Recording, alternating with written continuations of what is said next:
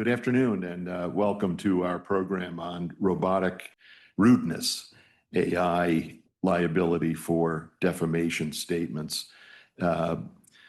Today's program explores the intersection of defamation, product liability, and freedom of speech. Let me say that again. Today's program explores the intersection of the law of defamation, product liability, and freedom of speech. Honestly, 3 years ago, that was a non sequitur. Those three topics would rarely, if ever, be considered in the same program. I am delighted to tell you that we are having this is the third of the Pioneer New England Legal Foundation intern programs, again, on some aspect of artificial intelligence. And we are, the interns this year, once again, have done a great job, and I think you're going to enjoy the program. For generations, judges and lawyers have struggled with the tensions between the First Amendment and free speech protections and defamatory torts. Those torts, of course, exist to protect people from the crushing injury that might occur when someone makes a false statement about them.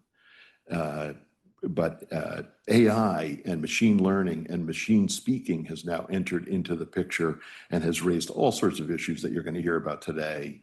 At the very end, there will be an opportunity. There'll be 2 polls that will be put up, and I hope that you'll engage in those polls. We'll also take questions at the very end, but Owen will give you more details on the details. Thanks. Good afternoon, everybody. You're all most welcome. We have a nice kind of cozy crowd here today, but I'm aware there's some zooming in online, so you're also welcome, and we're very glad to have you.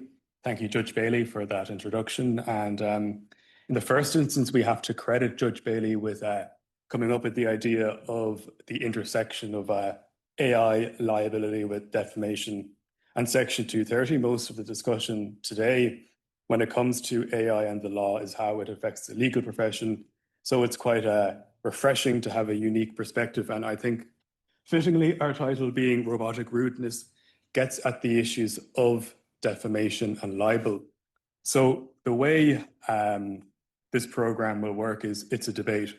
It's Adriana and I against Sydney and Emily, and we're arguing a opposite points. And basically, we are attacking the impugned piece of legislation here, the overriding piece, which is at the forefront of the minds of legislators, policymakers, and courts. So the Section 230 is the piece of legislation which provides immunity for online platform providers, the likes of Facebook, Meta, Instagram, and it protects it from third-party liability, from third parties speaking on their platform. So if Jim posts a defamatory piece of information on Facebook, it's Jim that's liable, not Facebook. And what I will be arguing is that that statutory provision does not apply to AI. Sydney will argue that it actually does apply to AI, and therefore AI companies get statutory immunity from third-party content. Adriana will argue that principles of defamation law apply to AI outputs, whereas Emily will argue the opposite. Now, I have to give 3 disclaimers. First of all, that some of the slides are quite dense, so don't worry too much about reading them. They'll all be distributed afterwards. Secondly, there's quite a lot of technical language, the likes of phrases such as interactive computer service, information content provider. Much to the chagrin of Judge Bailey, I'm not very tech savvy myself, so I might mix up the terms, so please forgive me in advance. And lastly, you may have noticed there's a diversity in the accents. We have an accent from Vermont, that being Emily, an accent from California, Adriana, a San Franciscan accent or a Golden Gate accent from Sydney, and my own accent, which comes from the west of Ireland. If any of you know the town Athenry, the Fields of Athenry, it's a famous song. that's where I'm from. I think I have a neutral accent, but it's enough that I have to slow down my speech such that you can understand me. Okay, so we begin by presenting a hypothetical case scenario. This sets the structure for our debate. Apex Law is a major law firm which is seeking to merge with Horizon LLC, and the merger is valued at $2.8 billion. One of Horizon's founding partners, his name is Mr. Fred Ballard. Now, as part of the merger, Apex uses ChatGPT, which is owned by OpenAI, to compile background reports on key executives, directors, and shareholders. Now, when the report was ran on Mr. Ballard, it incorrectly stated that he had been convicted of wire fraud crimes. Now, the ChatGPT cited several sources, including an article from the Wall Street Journal, and this report was brought forward to the board of directors. And on foot of this report, the merger collapsed. Now, word spread around the industry. Other lawyers started putting into ChatGPT, tell me about Mr. Fred Ballard, and the exact same output emerged. But this Fred Ballard is another man who had previously been convicted of such offences some 15 years ago. Now, as a result of this defamation to his character, Mr. Ballard lost further job opportunities and any expected earnings from the merger. Sydney will now present on the different types and models of AI which form part of our discussion. Thank you, Owen, and hello, everyone. As I'm sure we all know, there are many different types of AI. Just to kind of simplify it for anyone, for the purpose of our argument today, there are these three models that we compare. There's extractive AI as the first one. This summarizes content directly from third-party sources. It typically cites its sources after each sentence. If you go to look up something on Google, it's typically that little box that pops up at the beginning. Again, it's directly from those third-party sources, and it typically cites. Next, we have generative AI, which is also based on third-party sources. However, it's more of a learning model. It's more of a predictive AI. It relies, again, generally on those third parties to predict its content. This is like ChatGPT, Claude, Grok, Gemini, etc. And then finally, we have retrieval augmented AI. This runs search queries that generates other information. These AIs have a typically more set library that they pull from. For example, it might have set cases from this legal library that it pulls from. This is like Harvey, Legora, Protege, and Co-Counsel.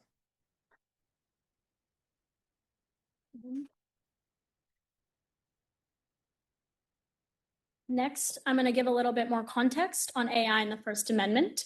There was a case that we looked at that was pretty groundbreaking called Net Choice v. Moody from 2024. This found that social media content moderation is a form of First Amendment protected speech. So basically, when social medias decide what they want on their sites, they can moderate content, they can remove things. That is a form of First Amendment protected speech. And despite this case being vacated and remanded by the Supreme Court, conversations about whether or not social media companies' decisions are akin to those of editorial roles is still ongoing. That conversation is still very relevant today. And then regulation of how those platforms can moderate their content would be a violation of the First Amendment under this case. Now, AI processing data is similar to social media in the way that it can predict what users want to see and then push out that content. So like I talked about with generative AI, it kind of predicts what the user wants to see based on third-party content and then produces those results. And then the relation to the First Amendment in this case is that our overarching theme is that OpenAI and ChatGPT, whether or not it should be held as a speaker under the First Amendment and whether or not it is materially contributing to that speech or whether it is simply just relying on that third-party content. So like with social media companies, does the AI simply just filter through information and decide what it wants? Or is it a speaker itself? And Section 230 and net choice is directly tied to the First Amendment in this way. I'm going to pass it back to Owen as he dives into our specific arguments on Section 230 and whether or not ChatGPT and OpenAI in our case facts should be held liable.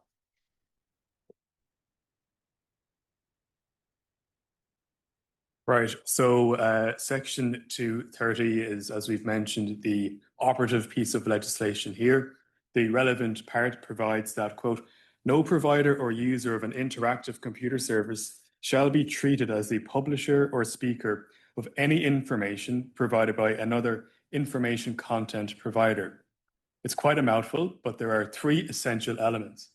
That being whether, first of all, the defendant is an interactive computer service. Second, whether the defendant is treated as a publisher or speaker. And thirdly, whether the defendant is relying on and deriving information from a third party. And Congress enacted this piece of legislation in return of concerns about in respect of the internet, which was in its relevant infancy, being stifled in innovation arising out of claims for defamation. And it was also enacted to clean up different areas in the law where there was a diversity in judicial opinion. So the arguments, why Section 230 does not apply. First, I want to make some general observations. We have reached such a stage in the world where technological developments are outpacing changes in the law, but this is not new. AI presents a host of opportunities and benefits, but it comes with tangential risks. And it has to be admitted at some level that AI is smarter than us. It can compile information, synthesize data, and assert factual claims at a rate much faster than we ever can. And AI does not face the same cognitive limitations as we do. But the bottom line is that the intelligence of artificial intelligence is merely artificial. It is not human and it is not us. And that actually legally matters in our analysis later. And what flows thereafter from AI's cognitive and autonomous powers is a propensity to hallucinate, to make up information to lead us astray. And within AI's shortcomings is the potential of defamation. That is precisely what has happened here with Mr. Fred Ballard in our hypothetical scenario. As a local example, last year, we had elections to the National Parliament in Ireland, Dáil Éireann, and one of my local parliamentarians, whose name is Grania Shoiga, had a Grok AI deepfake pornographic image made about her that was spread around WhatsApp group chats. She was never elected to Parliament. ChatGPT described a former regional mayor of Australia as being convicted of serious bribery offences. However, that mayor was the whistleblower who uncovered that public scandal. So there are real and substantial risks with AI. No, as of yet, judicial pronouncement has been made as to the intersection and whether or not Section 230 immunity applies to AI. And in the absence of precedent, I seek to rely on a first principled argument that relies upon the statutory construction of the wording of Section 230, that we give it its plain meaning in the absence of ambiguity. And on such a reading, Section 230 does not apply to AI. Let us reconsider the wording of Section 230. It states that no provider or user of an interactive computer service shall be treated as the publisher or speaker of any information provided by another information content provider. Okay, the operative word here is another. That single word pushes AI outside of Section 230's insulating grasp. And the reason why is because AI isn't producing information from another internet content provider. AI is built upon internal training models. There are layers of code. And AI is not a mere conduit or transmitter of information supplied by another person. It predicts tokens, synthesizes information, creates text, and asserts entirely new factual claims.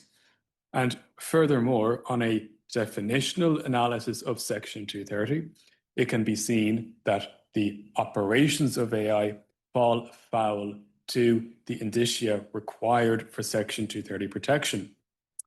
In the first instance, to get Section 230 protection, there needs to be an interactive computer service. Now, this is given a very broad legislative definition, and I can't argue that AI doesn't satisfy that definition. It's really that definition hinges on access, and AI does satisfy that definition. So on a prima facie level, AI does have protection from Section 230, but there is a but, and that is the definition of an internet content provider. This is the kicker, and this is statutorily said to be, quote, any person or entity that is responsible in whole or in part for the creation or development of information provided through the internet or any other interactive computer service. And what hinges here on this definition is the creation and publication of content. If the AI company is responsible in whole or at the very least in part for creating or developing the impugned piece of information, well then that AI company falls outside Section 230. And what is also relevant and important is that AI can be both an interactive computer service and an information content provider. And precisely this issue of being both forms of a communicator was the subject before the Ninth Circuit in the decision of Fair Housing Committee versus roommates.com, where the defendant, although they operated initially an interactive computer service, they later became an information content provider by adding on to the impugned information. And building on to this line of reasoning is the Fourth Circuit locus classicus decision of Xeron v. AOL, which highlighted the congressional rationale behind Section 230, which sought to, quote, protect companies that serve as intermediaries for other parties' potentially injurious messages. Okay, but Congress didn't seek to protect companies that deploy their own internal systems, which they in of themselves makes the injurious messages. And that is what AI companies do. That is what they can do. And that is what often happens. The AI companies, well, they select the models. They choose system prompts. They determine how outputs are generated. They implement guardrails or fail to implement guardrails. And they publish these systems to the public. So in effect, the developers of AI have a substantial and significant amount of control over the output generated by an AI system. And this is not merely third-party content, which Section 230 requires. It is a result of a system intentionally designed and deployed by the AI company. And I will close with this. There are compelling reasons justified in the public interest to disallow statutory immunity for AI companies. When Congress enacted Section 230 3 decades ago in 1996, it faced very different problems. The internet was in its infancy, and the central and underlying assumption of Section 230 is that somebody else said something. But today, AI is not a mere transmitter of information. And the question should no longer be whether an online platform should be held liable for third-party content, but the question in which policymakers, courts, and academics should direct their mind to is whether an AI company should be liable for what its own system says.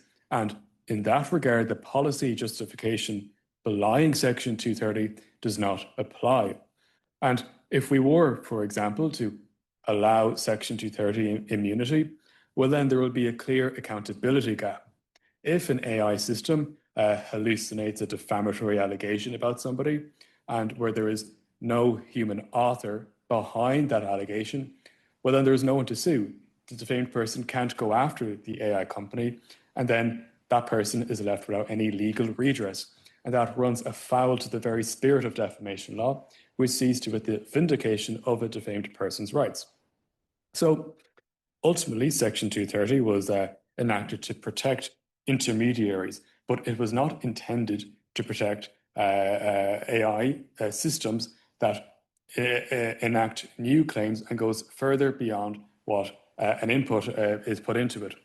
So to extend the statute to AI would stretch both its policy and rationale far beyond what Congress contemplated 3 decades ago. So in the practical sense, for the purpose of our hypothetical, if there's no Section 230 immunity, then Mr. Fred Ballard has a claim. Sydney will now present on why Section 230 may not apply to AI. Thank you, Owen. As you guys can see, I re-put up the different elements for Section 230 just to review. I think we can all agree that the first element, whether or not it is an interactive computer service, is not debatable. ChatGPT simply provides multiple users computer access to a service, therefore making it an interactive computer service. What we are debating is the second and third points. And I would like to begin with the second point, whether or not ChatGPT and OpenAI in this case were considered a publisher or a speaker. Now, the second that OpenAI and ChatGPT materially contribute to the creation of these harmful complaints, that pushes them outside the scope of immunity under Section 230. Once they become responsible for creation of new information, they lose those rights. So I want to turn to a couple of cases that I found that, again, are not directly AI, but I think can be relevant precedent that the courts should look to and rely on in this case. So the first case is McCall v. Zotos, which is an 11th Circuit case from 2023. In this case, the court ruled that Section 230 immunity extends to a publisher's traditional editorial roles. This includes reviewing information, making changes, choosing to withhold that information, or even altering content. Now, ChatGPT, I believe, should be considered a traditional editorial function because it scours the web for different websites. It chooses what is relevant based on the prompt. It chooses whether or not to withhold information, whether or not the user wants to see that information. And then I think it's important that this case also uses the word alter, because in our case, ChatGPT doesn't even come close to altering information. It simply compiles information and then presents that to the Apex board members who wanted to see it. Now, another case is about Backpage.com. That's a First Circuit case from 2016.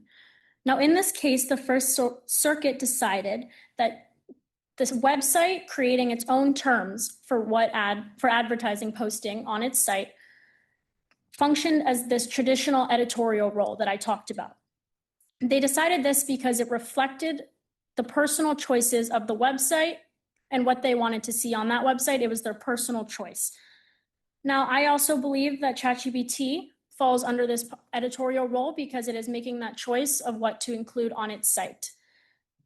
And I think it's important to note in this case that the courts extended this to a wide range of different topics, including housing discrimination, negligence, securities fraud, and cyber stalking. So I think the court's taking that step to expand the scope of this argument. I think we should then further extend that to AI. I believe that it falls under this. Now, Section 230 is also extended to summaries generated by search platforms that summarize and accompany search results. That is the O'Curley case from the Sixth Circuit from 2016.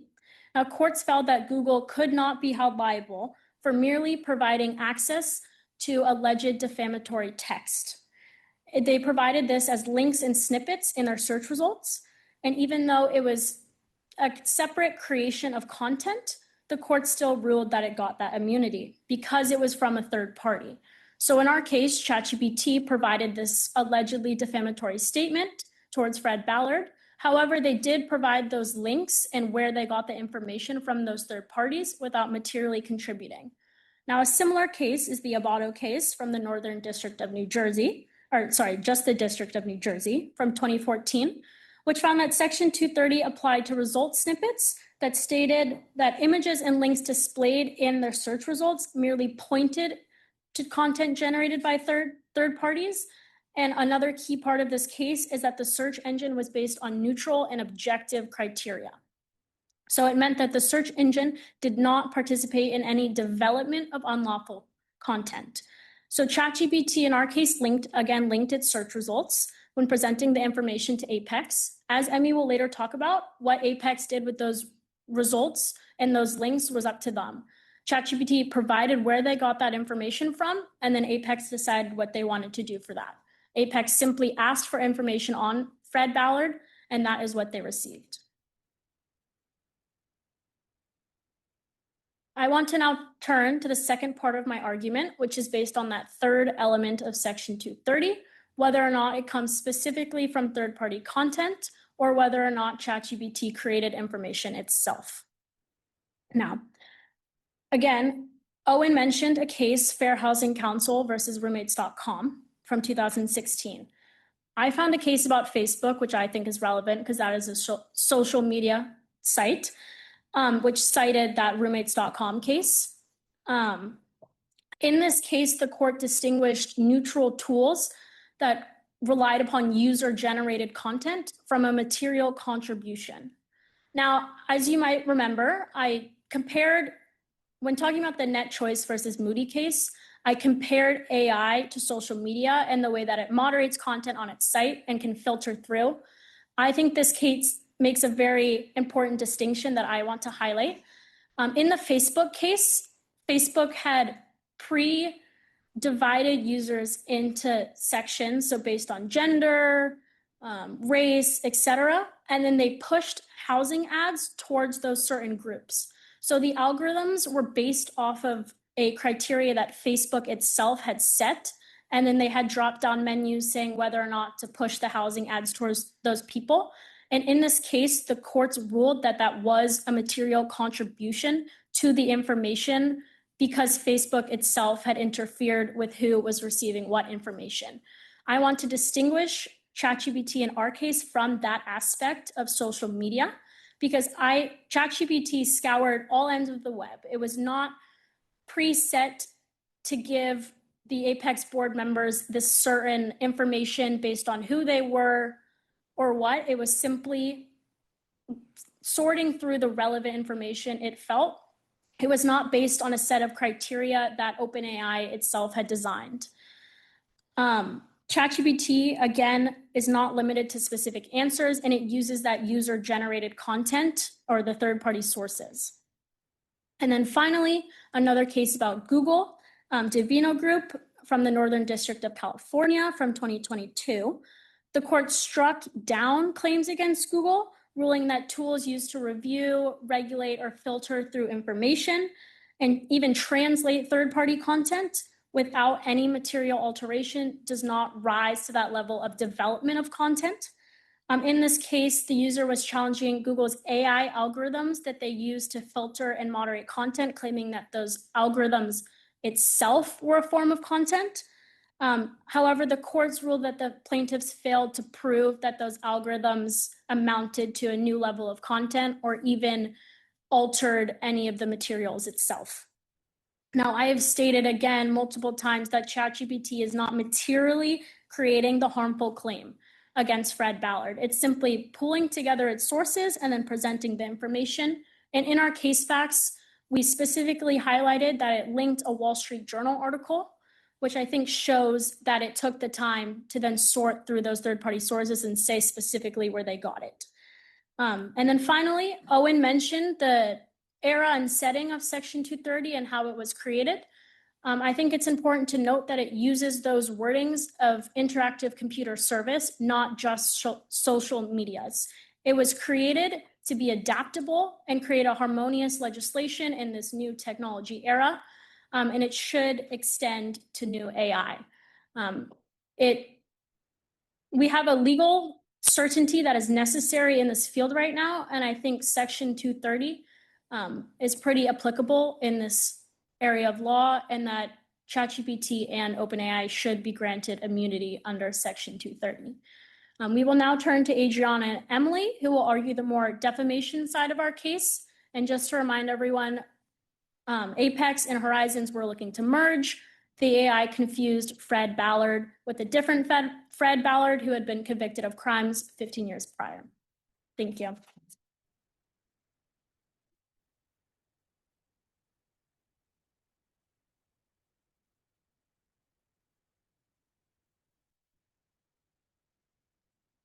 Thank you, Sydney and Owen. So first, I want to establish what the standard for defamation in law actually is. To begin, there must be defamatory words about the plaintiff. Those statements must be false, and they must be published to a third party without the privilege to do so. Next, there must be fault amounting to at least negligence on the part of the publisher. Or, in the case of a public figure, think your favorite celebrity or a politician, there must be the proof of actual malice. Finally, there must be either actionability of the statement irrespective of special harm, which is defamation per se, or the existence of actual harm caused by the publication, which is defamation per quote. I will now turn it over to Adriana to start giving some case law and begin our arguments.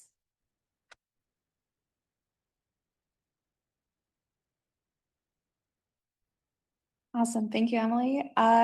Before I get into our specific arguments, I just want to talk a little bit about the limited case law that is available on the topic of AI and defamation.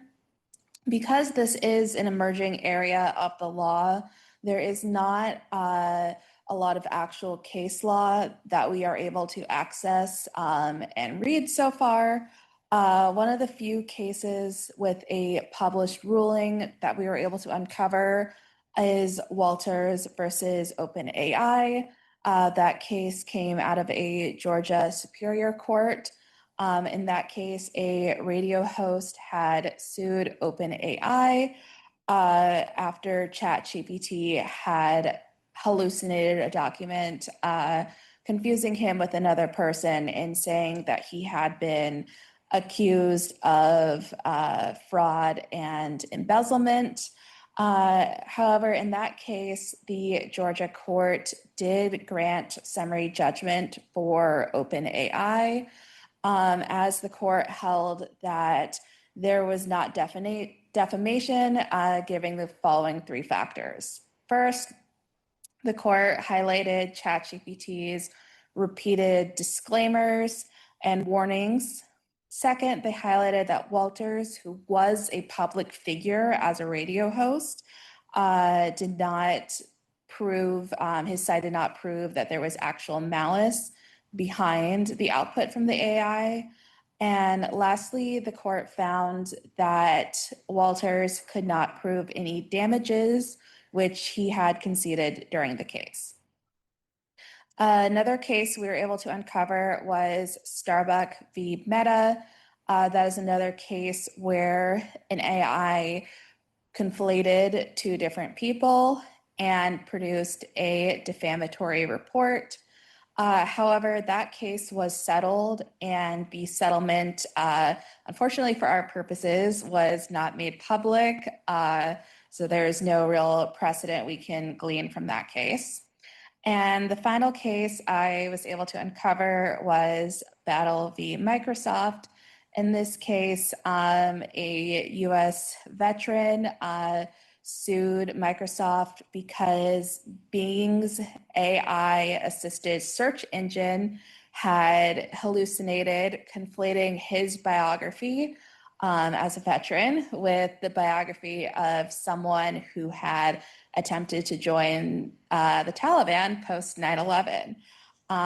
This case was stayed after the court granted Microsoft's motion to compel arbitration. So that case will not likely produce any precedent that we can use. So going forward, this is an area of the law that is ripe for a higher court to step in and create a ruling that will establish some precedent moving forward when it comes to whether or not AI companies can be held liable for defamatory outputs their product produces. So now I'm going to transition into my argument. I am arguing that AI companies should be held liable for defamation. And then Emily is going to argue that they should not be held liable for defamation.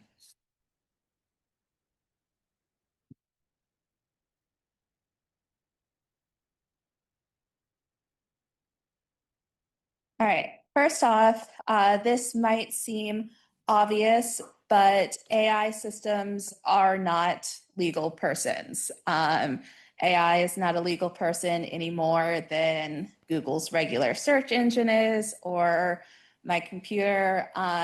This might seem obvious, but I do want to highlight it because there is some debate starting amongst computer scientists and ethicists about at what point an AI system becomes autonomous enough and is moving and thinking at a high enough and free enough level that it does start to gain some sort of personhood. We're not going to dive into that for the purposes of this presentation, but it is something to keep in mind as we continue to talk about AI and how rapidly it is developing. So with not being able to sue the AI itself, the liability for defamation, I'd argue, comes to fall on the company that created the AI. So in the case of ChatGPT, I'd argue that OpenAI would be liable for defamation where ChatGPT produce something defamatory. Where I believe the core defamation risk for these companies comes is the fact that AI does hallucinate. An AI hallucination is when the AI system produces a false, fabricated, or inaccurate statement that it then presents back to you as true. So the problem with hallucinations is that AI systems, these large language models, generate text probabilistically, meaning they can produce entirely fabricated statements with the same confidence and fluency as an accurate one.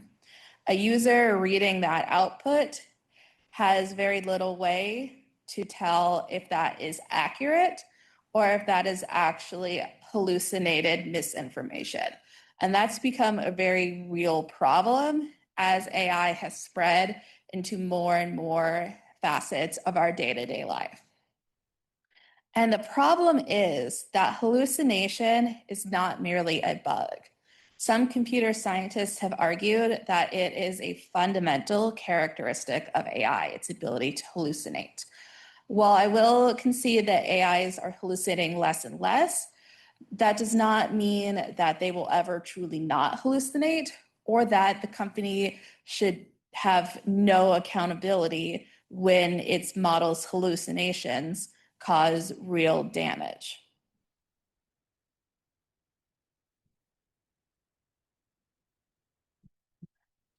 All right, so next I'm going to start applying the elements of defamation to our case facts. And I would argue that in our case, OpenAI can be held liable for defamation of Fred Ballard. First off, there was a false statement that was presented as a fact. ChatGPT produced a background report saying that Ballard had been convicted of wire fraud and that he had been removed from a board position, but none of that was true.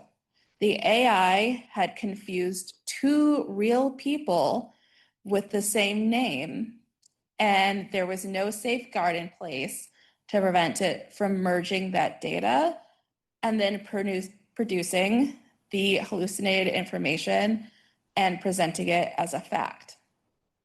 Next, there was publication.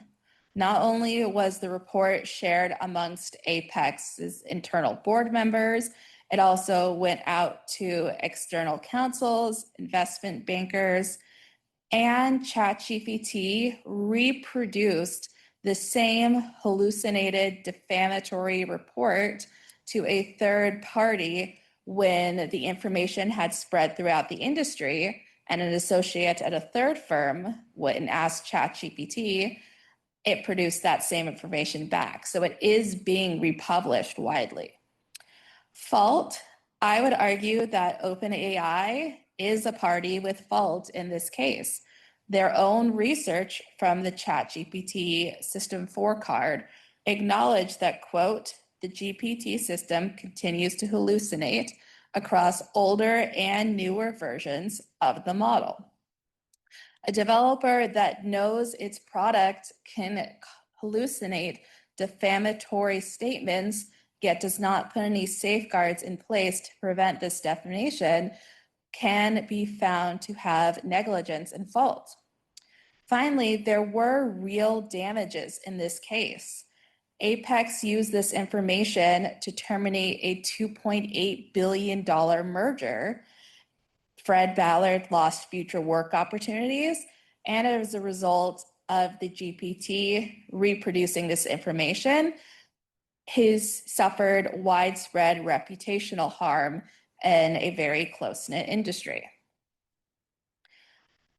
Finally, I'd like to take a moment to distinguish our case from the Walters case, as that is the only case we were able to find so far where we can see an actual court decision. I believe that Ballard's case has several key differences from the Walters case that where AI should be held liable for the defamation. First off, in the Walters case, there was only one reader who already had the real report and knew that the AI's hallucination was false within a very short time frame. But in the case of Ballard, no one who got the report questioned it in a timely manner, and the false information continued to spread throughout the industry. Second, the journalist in the Walters case never actually believed the AI's hallucinated output. As I just mentioned, he had the real report in his possession, versus Apex leaders did not have a real background report on Ballard in front of them, and they relied on that information to terminate a huge merger. And I think another really key difference between these two cases is damages, where Walters conceded that he was not suffering from any economic injury. As I've repeatedly pointed out, Ballard suffered real economic harm. So in this case, I do believe that OpenAI should be held liable for the damage that their defamatory report caused Fred Ballard. Thank you. I'm going to hand it over to my colleague, Emily.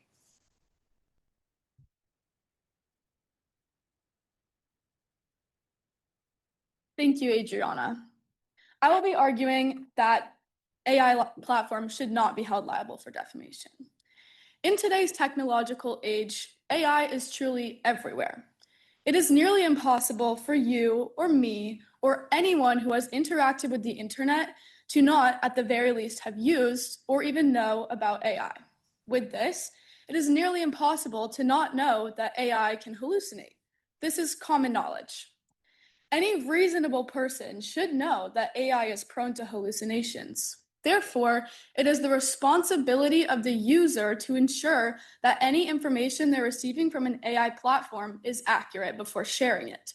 This is something we're taught in school, at work, and in conversations with our peers.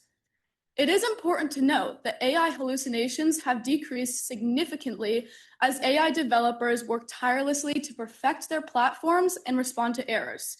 In fact, Gemini has recently hit a 0.7% hallucination rate, down from 15 to 20% 2 years ago from the very best models. Claude has hit a 0.8% hallucination rate. ChatGPT and DeepSeek are down to a 0.9% hallucination rate. This means 4 of the most commonly used models now operate below 1%. Regardless of the decreased risk of hallucinations, many AI companies have disclaimers in their terms of use warning users that AI can produce false information and advising users to verify this information. For example, OpenAI's terms of use: 1, acknowledge its products may produce content that, quote, does not accurately reflect real people, places, or facts, end quote. And 2, advise users to, quote, evaluate the accuracy of any output as appropriate for their use case, including by human review of the output, end quote. ChatGPT also has a disclaimer on its homepage warning users at all time, quote, ChatGPT can make mistakes, check important info, quote. There is a multitude of disclaimers provided by these platforms. Therefore, it is up to the user of the AI once again to verify the information before sharing it. As previously discussed about Section 230, legal standards cannot be too stringent to limit growth in the industry. If we attack AI companies for small errors, this will suffocate the whole AI industry and make these development companies fearful of important innovation. We all know and accept the concept of human error, right? The idea that anything humans do will always have a small margin of error. AI is no different. You cannot reasonably expect any platform, one created by humans, to be 100% perfect all of the time. While this would obviously be ideal, thinking this way is ignorant of reality. You cannot expect to blindly trust the information that comes out of an AI platform in the same way that you wouldn't blindly trust information that came from just anyone. I want to highlight, this is not to mitigate the harmful effects of hallucinations or deep fake AI.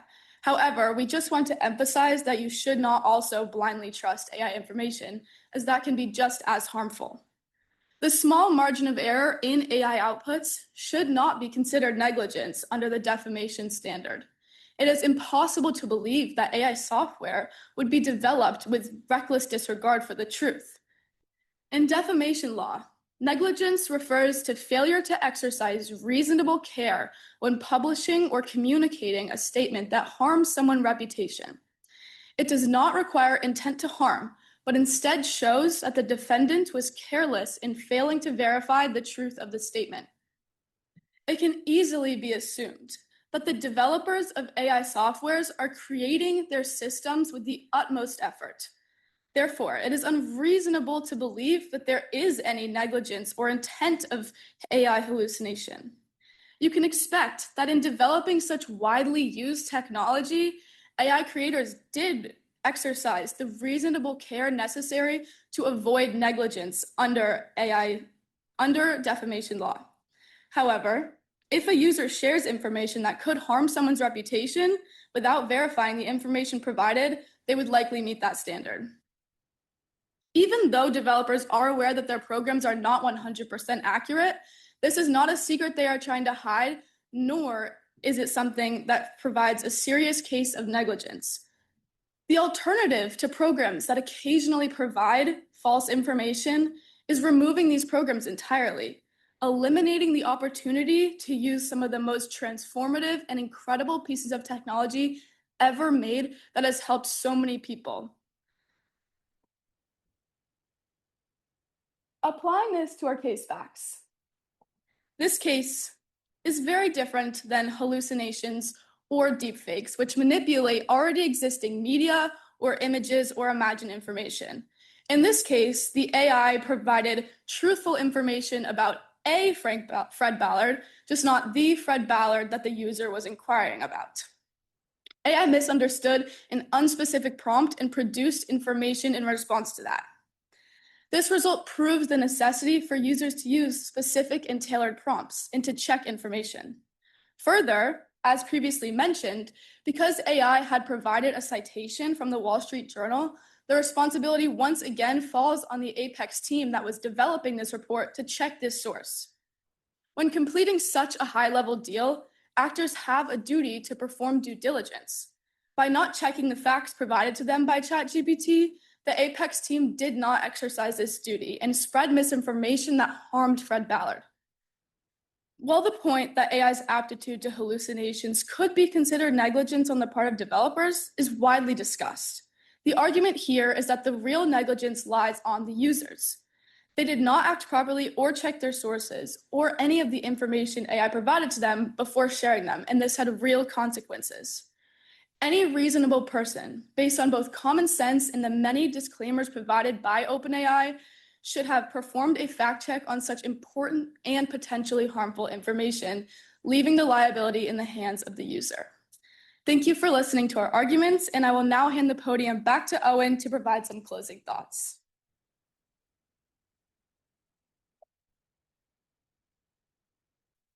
Thank you, Emily. To conclude, we are living in an era of uncertainty in terms of the law and technology. I'm sure you might be aware just yesterday, a GPT 5.4 agent went rogue and hacked into a system called Hugging.com. That was this is a type of doomsday scenario which we had been previously warned about, and now it has actually come to fruition. And we have to ask ourselves serious policy questions as to whether or not we want to provide a shield of liability to AI. And in the circumstances of Mr. Fred Ballard, what is going to happen to his claim rests upon how courts and policymakers will judge and decide the interaction between Section 230, defamation law, and the First Amendment. And we now hand it over to you. I think we have a polling system in place which asks you how this case should be decided. First of all, whether or not the AI platforms, the likes of OpenAI, should be held liable in defamation or should be treated rather as a publisher or speaker. And you were given options there as to agree, disagree, not sure or hope not, which isn't a very stringent legal standard. And then the second question is whether or not a false statement, when an AI platform hallucinates a false statement, who should be legally responsible? That being the company operating the AI, the user, the AI developer, or the AI itself as some form of a legal person. So thank you very much.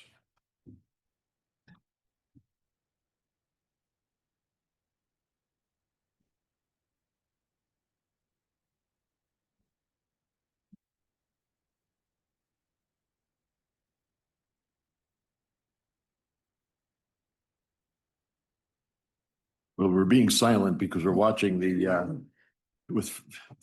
your voting with great interest. And I'll ask Avonlea when we should say that the voting is all in. But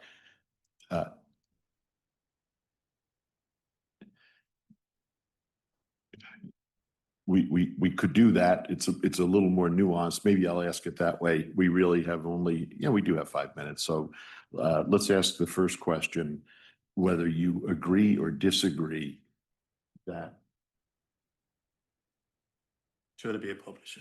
Yeah, should it be determined to be a publisher under 230 or so therefore immune from suit, or is AI generative or extractive? And there may be nuances there. Are they fundamentally different and therefore should not have the protection of 230? Let's by show of hands in the room, how many think that the AI platforms should be like other like Google and Facebook, et cetera, should be immune under 230? Hands up. One.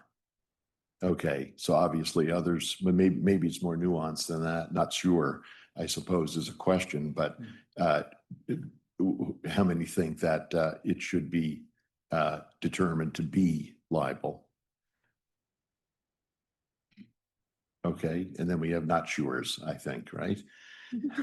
And a few hope nots. I won't ask you who, it's too nuanced to get into a question about on the details of who should be liable.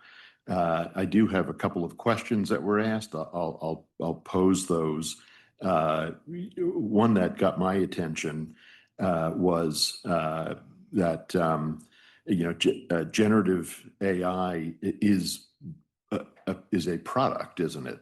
After all, And by OpenAI being the owner of or the producer of ChatGPT, just by example, it's produced a product. And so do the principles of product liability apply to this so-called product? So principles like failure to warn, failure to a design defect. And as we know, sometimes a failure to warn might be not sufficient to overcome a design defect. You can't warn away sometimes a defect in the product. Do these principles apply? I'll ask if anyone on the panel has a view on that. I realize this might take a little more legal education than we've accumulated up here. But Adriana, any views on that? Can you hear me? Yes. Okay. I think that AI does open up a lot of product liability questions, and I think that AI developers like Anthropic and OpenAI should be held liable for flaws and harmful aspects of their products. I know there are some more tort-based product liability lawsuits moving their way through lower courts right now regarding issues from how the AI system responded to users asking it sensitive questions, or and I don't know if there are cases on this yet, but I could also see like some cases coming out about like security flaws within the AI system, because especially if we just heard if it starts going rogue, I feel like there could be some serious questions. I think this is going to be an area of law that develops very rapidly while Owen and I are in law school. And if, Cindy end up going, I think there's going to be a completely different situation by the time they graduate versus when I graduate. But some, I do think there's some liability, but I think it's going to be a very fluid field for the next few years. Yes, Brian. Yeah, both sides. Here's a lot of this debate has been on consumer style ChatGPT, everyone's familiar with. What it doesn't cover is, say, the more developer side, where you can change things like model temperature. These models are essentially predictive algorithms. You turn that temperature down so that it's more predictable, the outputs, but it becomes far less creative. So as you turn the temperature back up, it becomes more unpredictable, more likely to lose. What happens when someone wants a more creative response, turns that temperature, from say 12.7, jacks it up to like psychotic 2, which is the limit, and starts making stuff up. Is that the user's problem? Is that the bot's problem? Is that the developer's problem? And that's chosen by the person using it. And secondly, this begs the question of open source and open weight models, which have the ability to customize them dramatically, run them on servers where the person who made it has no idea what's going on. So that could Brian be heard by the online audience? Avonlea, can you tell, or must I repeat his question as best I can? So the gist of Brian's excellent question was that where the I'm going to put it in my words, Brian, because I can't use yours, where the level of risk that is implicit in the prompt, does the liability essentially attach perhaps in a different way to the user who has asked a particularly risky question? To take a normal question and be more risky in its response. Or allowed it to take a normal, reasonable question and allowed it to become more risky. I don't know if anyone on the panel has a view on this. I'm happy to hear it. I mean, if I've understood it correctly, I mean, it can go both ways on the Section 230 front. If you, as you said, turn the temperature up, you turn the dial up, and it becomes more autonomous in what it's spitting out, well, then it's really more of a publisher for the purposes of Section 230. So I think it would fall outside immunity. I think then Sydney would probably advocate the view of the opposite when it's less so in that sense of generating riskier content. Yeah, something I'll add is we talked about this when creating the presentation, is that the more involved the AI developers get, the more involved they get in the process, the less likely they're going to be granted that immunity. So it's more like if the more they step away, the more likely they might get that immunity. But Stepping away from what made and intended by your own choice and override. Right. and then I think also those disclaimers play a role in the fact that they have to let people know that it could produce a result, and that's up to their own discretion, I guess, to follow. We're at the end. That's Paul's motioning to me for, correct? Or was it a question? Last question. I just worry about being able to be heard. We did set the room up for you to be heard. I'm afraid to do that. So, thank you, Sydney. I'll have to finish the program. We've gone a little bit over. I don't like to do that. So, look, I first of all, thank you so much to our interns. What a fabulous job they did in putting this together. And I'm so proud when I think back 2 years ago, we all sat in awe and our jaws dropped when our interns created a complaint using ChatGPT that looks like child's play today. And then I had them have the complaint first in English and then in Korean, and it was just, the room was shocked by all of this. We are just so far beyond being shocked about things of that sort, and I thank them for their hard work on this. Pioneer New England Legal Foundation, is dedicated to, and this is here comes the ad, all right, but I'm going to give you the ad anyway. We protect and advance education opportunity and excellence.